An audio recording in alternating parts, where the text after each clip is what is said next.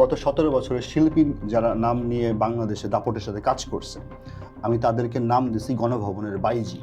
রাজনীতি বোঝে না, কিন্তু বেগম জিয়ার বাড়ির সামনে ঘেরাও দেয়া বোঝে। চঞ্চল চৌধুরী ভাইয়েরা আরো অনেকজন রবীন্দ্রসঙ্গীত আরো বিভিন্ন সঙ্গীতের শিল্পীরা মিলে বেগম জিয়ার বাড়ি ঘেরাও দিলেন কেন? তারা কানলো কি নিয়ে? বিটিভির জন্য। তারা কানলো কি নিয়ে? মেট্রো রেল নিয়ে। মানে আপনি বুঝেন ব্যাপারটা, মানে এরা নাকি আবার শিল্পী।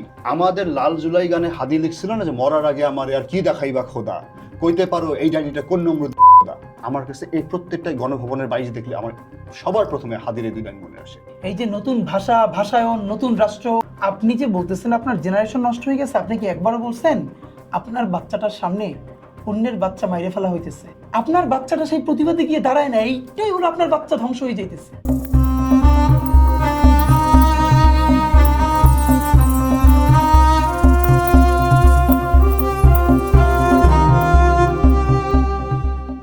গত 17 বছরের শিল্পী যারা নাম নিয়ে বাংলাদেশে দাপটের সাথে কাজ করছে, আমি তাদেরকে নাম দিছি গণভবনের বাইজি। হ্যাঁ, গণভবনের বাইজি কেন বলছি? কারণ হ্যাঁ, হয়তো বা খুব ভালো গায়, খুব ভালো অভিনয় করে বা অনেক কিছু, তার ফিল্ডে সে খুব যোগ্য, কিন্তু ওই শিল্পর যে মনুষ্যত্ব বোধটা সেটা আল্লাহ তারা দেয় নাই, ওই মানুষগুলোর দেয় নাই। তো তাদের তো আসলে আশেপাশের যত মানে দুর্দশা ছিল তা নিয়ে তো তাদের কোনো মাথা ব্যথা ছিল না। তারা কি চাইছে? তারা চাইছে গণভবনে একটা সেলফি তোলা। এই প্রজন্মটা ভালো ছিল কবে বলেন তো আমারে? আপনার বাচ্চা সে সারাদিন এডিক্টেড। সোসাইটিতে আমরা এগুলো যারা কাউন্সেলিং করে প্রত্যেক জায়গায় ভিড় লেগে যাচ্ছে। মানে আমারও তো বাচ্চা আছে, আমার ভাগ্নি আছে।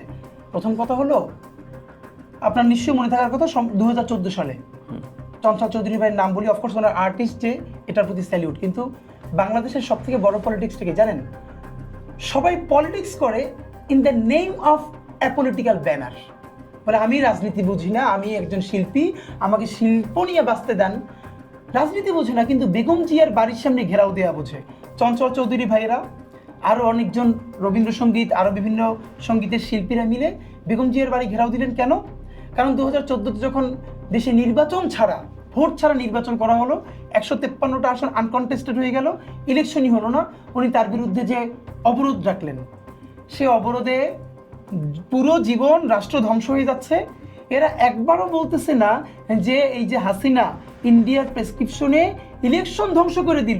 ওই সেলফিটা ছিল ফার্স্ট টিকেট, যে আমি আপার কাছের লোক, পা ধরে সালাম করতে পারি, তার বাগানে বসে আমি একটু চা খাইছি, হ্যাঁ, সে আমার একটু একবার আহা উহু করে ডাকছে। এবং পরবর্তীতে কি হইলো, যেটা আমরা দেখলাম গত অলমোস্ট তিনটা ইলেকশনেই, যে যারা লিখতে কলম ভাঙে তিনটা, কিন্তু ভালো গান গায় নো ডাউট, তারা পর্যন্ত এমপি হয়ে গেল, অনেক ক্ষেত্রে মন্ত্রী হয়ে গেল, টিভি চ্যানেলের মালিক হইল, হ্যাঁ, বিভিন্ন চ্যানেল, অনেক কিছু। আর মানে এটা তো বলতেছি মানে টেবিলের উপরের কথা, আন্ডার দ্য টেবিল কি হয়েছে আমরা কেউ জানি না। দেখেন, শিল্পের দায় কি? শিল্পের দায় হলো ন্যায়ের পক্ষে থাকা। তো তার ন্যায়ের পক্ষে যদি আপনি থাকতে পারেন থাকবেন, না থাকলে চুপ থাকবেন। দেখেন, অনেকেরই ক্যাপাসিটি নাই। ওই লোকটাকে আমি অনেস্ট মনে করি, যে তার ডিসঅনেস্টিটাকে অন্তত স্বীকার করে যে ভাই এটা আমি পারি না, করা উচিত ছিল। কিন্তু আপনি যখন ডিসঅনেস্টিকে গ্লোরিফাই করবেন, এটা তো ভয়াবহ অন্যায়। তাদের তখন শিল্পীদের দাঁড়ানোর কথা ছিল, যদি সত্যি তারা আর্টিস্ট হতেন, যে কেন নির্বাচন, মানে ভোটাধিকার তো মানুষের ন্যূনতম রাইট, আপনি এটা কাইটে দিচ্ছেন। সেইটা না করে আপনারা সবাই মিছিল করে বেগম জিয়ার গুলশানের বাড়ির সামনে গেলেন, কি উনি মানুষ পোড়াই মারতেছে। এর মানে আপনি রাজনীতি বোঝেন না, কিন্তু আপনি বেগম জিয়ার বাড়ি ঘেরাও দেওয়া বোঝেন। আপনি রাজনীতি বোঝেন না, আপনি আওয়ামী লীগের সফট উইন্ডো হিসেবে প্রতিদিন তাদেরকে প্রমোট করা বোঝেন। তাহলে আপনি এটা রাজনীতি করতেছেন না। এরা ক্ষমতাটারে মনে করছে কি যে মানে ইমমরাল একটা ব্যাপার, যে এই সরকার কখনো যাবে না। হ্যাঁ, ফেরাউন যেমন মনে করছিল যে তার মৃত্যু নাই, তো এই হাসিনা এবং হাসিনার যে গণভবনের বাইজিরা, তারা মনে করছিল আপার কখনো মৃত্যু হবে না। এই জন্য স্টেজে উঠা ওই যে জয় বাংলা, নাচের মধ্যে জয় বাংলা, গানের মধ্যে জয় বাংলা, খাইতে বসলে জয় বাংলা। এবং ওই যে তার একটা প্রেস সচিব ছিল না, খোকন, আশরাফুল খোকন, এত একটা পুরো সিন্ডিকেটই তৈরি করলো পুরা।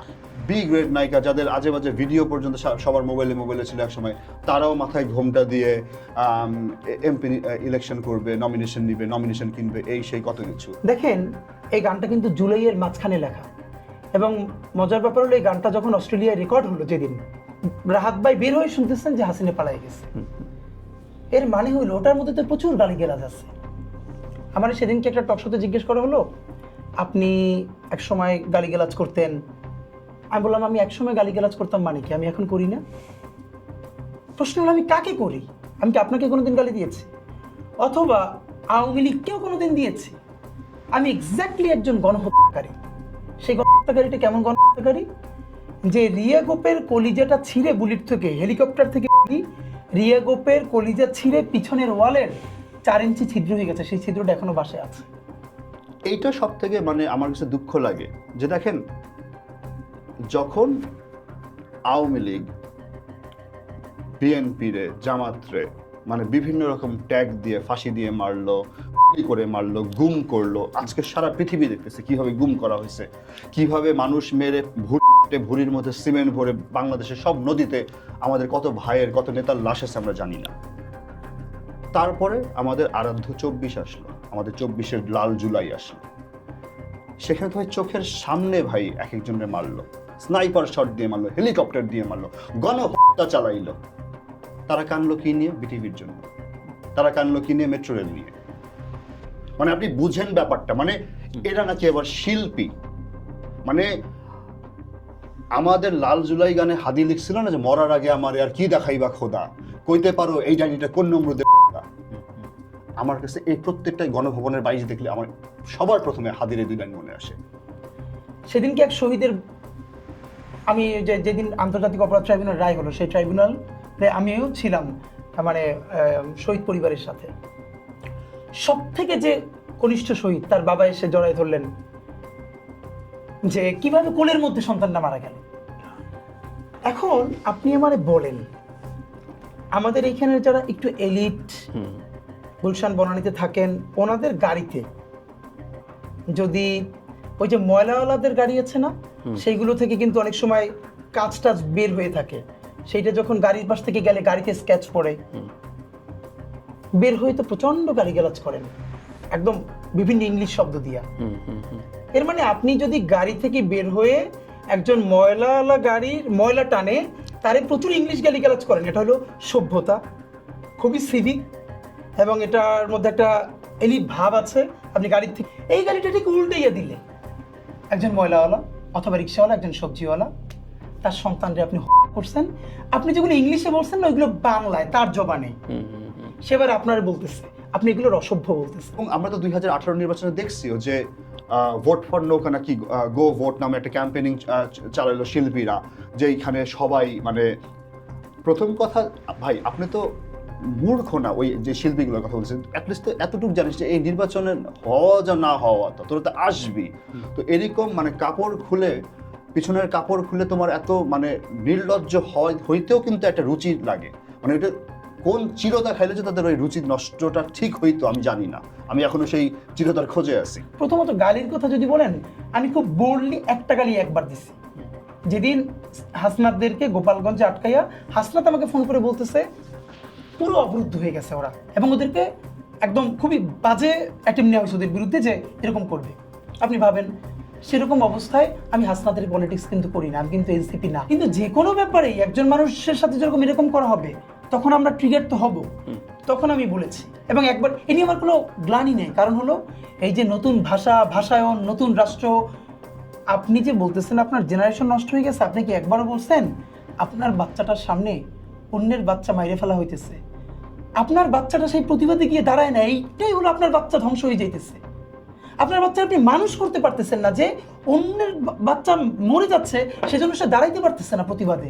আর যে আপনি বলেন অশ্লীলতা, তারা গণহত্যার সাপোর্ট করে, তারা গণহত্যার সাপোর্টে বিটিভির সামনে যে নেকা কান্না কেঁদে আমার সোনার বাংলা জাতীয় সঙ্গীত গায় আমাদের, ওদের থেকে অনেক বেটার আমি জাতীয় সঙ্গীত গাইতে পারি, আমি একদম অন রেকর্ড বলতেছি। ওইটা অশ্লীল না। অশ্লীল কি? আমাদের হাদি যখন একটা কথা বলতো, হাদির কথা তাদের কাছে অশ্লীল লাগতো, কারণ হাদিরে তারা নিতে পারে নাই। আমাদেরও মানে আমাদের পলিটিক্যাল যে একটা স্টেক ছিল, সেই স্টেকেও কিন্তু অনেক বড় বড় এলিট অনেক সময় গালির ব্যবহার করছে। যেমন আমাদের খুব প্রিয় ফাহাম ভাইয়ের একটা টার্ম ছিল দান দেখব, হ্যাঁ, বা তার একটা বিখ্যাত ভিডিওতে সে বলছিল ডেসপাইকেবল মাদার, বলছিল না? তো ফাহাম ভাইয়ের গালিতে আমরা যদি ওয়াও বলতে পারি, হাদির গালিতে আমরা কেন বলতে পারবো না? হাদি কি এলিট না? এই জন্য হাদি মাদ্রাসা ব্যাকগ্রাউন্ড থেকে আসছে, হাদি কোরআন সম্পর্কে খুব ভালো জানে সেই জন্য, হাদি 5 ওয়াক্ত নামাজ পড়ে সেই জন্য। মানে এই যে আদারিং এর যে রাজনীতিটা হাসিনা শিখাই দিয়ে গেছে বাংলাদেশে, এই বাংলাদেশের শিল্পী নামের বাইজিগুলারে, এই আদারিং এর রাজনীতি করে কিন্তু তারা একদিন তানভীর তারেকের 71-এর পরে জন্ম হইলেও বলবে তুই রাজাকার। যখন গণ চলতেছে তুমুল, আপনার শিল্পী হিসেবে তাড়ি তো করে না যে মানে মানুষের পক্ষে দাঁড়াইতে হবে, তখন প্রথমত এটা শিল্প কিনা প্রশ্ন। এরপর আপনি ঘরে বসে থাকতে পারেন, কিন্তু ঘরে বসে বসে আবার আপনি বলতেছেন কি যে যারা নামতেছে তাদেরকে আপনি বরং এই যে তোমাকে তো এত উগ্র মনে করি নাই, মানে আপনি বাচ্চাদের সাথে নামলেন, এখন আপনাকে বলা হচ্ছে উগ্র, ওরা গালিগালাজ করতেছে। আরে বাবা, ও তো একটা বিপরীতে হেলিকপ্টার থেকে করতেছে, সেই বিপরীতে তারা তো একটা লাঠিও নাই, সে গালি ছুড়ে দিচ্ছে, আর আপনি ঘরে বসে তখন এসির বাতাস খাচ্ছেন। আপনি কত বড় গণ সমর্থক আপনি ফিল করতে পারতেছেন? সেই গ্লানি আপনারা কি পিড়ে দেয় না? কষ্টের ব্যাপার হলো বাংলাদেশের রাজনীতিতে এই কালচারাল বুস্ট কারো নাই। এই জন্য আওয়ামী লীগকে কেন বলেছি, আওয়ামী লীগ চলে যাওয়ার পরও এখানের কালচারাল মনস্তত্ত্ব পুরোটাই আওয়ামী এস্টাবলিশমেন্টের।